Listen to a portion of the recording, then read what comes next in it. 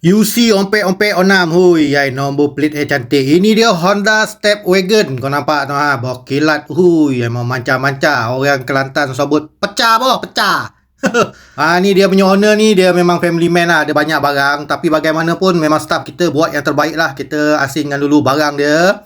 Nampak? Ni memang kilat lah. Luar dan dalam dia basuh. Nampak tu? Dia punya seat pun kita kasih lap. Cantik lah. Memang kereta ni cantik. Tapi nak pakai tak mampu lah ha. Nombor plate dia tu pun dah mahal lah tu. Masya Allah. Dia punya stiker belakang. Step wagon ya. Tak tahulah apa bangsa jenis kereta ni. Tu dia. Ini dia. Rezeki masing-masing ya. Nampak?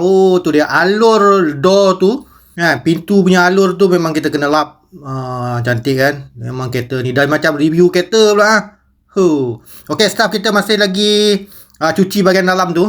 Okay, Hafiz Car Wash ya. 10 pagi lagi kita dah buka sampai 10 malam nanti ya. Apa-apa kita boleh call nombor di hujung video.